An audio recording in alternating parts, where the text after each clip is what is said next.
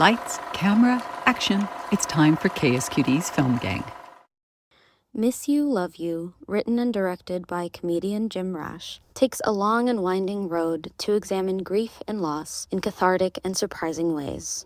Nominated for Outstanding Television Movie for the 2026 Emmy Awards, this film follows Diane Patterson, a widow preparing for the funeral of her second husband, and Jamie Sims, the personal assistant of Diane's son.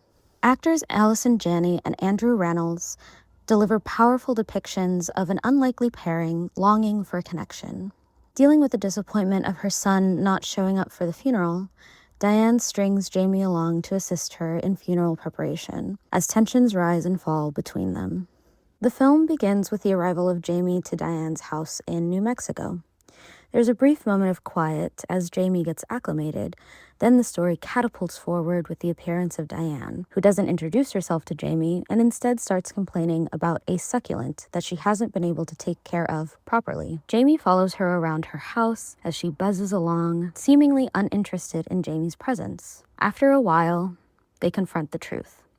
Jamie is here in place of Diane's son, Tyler. Diane is not pleased by this, but doesn't send him away either, and Jamie is more than ready to help her out.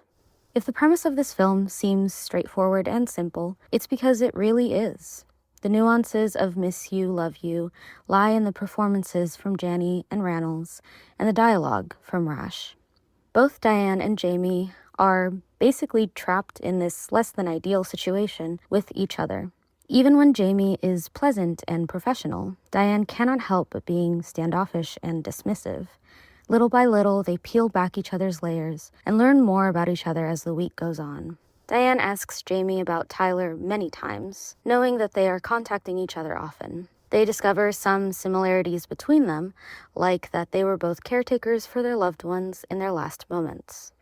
There is a constant push and pull between the characters as they struggle to be open and honest after knowing each other for a very short amount of time. A revelation about Tyler happens halfway through the film, which pushes both Diane and Jamie to their limits in their already impossible situation. This film, to me, is a tough sell. With only brief appearances of comedic side characters, most of its 1.5-hour runtime is spent with combative dialogue between Janney and Rannells, bringing out the best and worst in each other. I want to praise both of these actors for their portrayal of complicated characters with raw emotions. However, by the time they were on their umpteenth argument of the film, the intensity grew tiring. I must commend Rash for writing with great compassion for these characters, who are dealing with personal losses. One of the few bright spots for me in this film were the tender moments when Diane would talk about her son coming to terms with being gay and eventually coming out to her. Although this film was a strong, bitter cup of tea, that was not for me. It was still clear there was a lot of heart poured into this project. For KSQD's Film Gang, I'm Isa Cortez.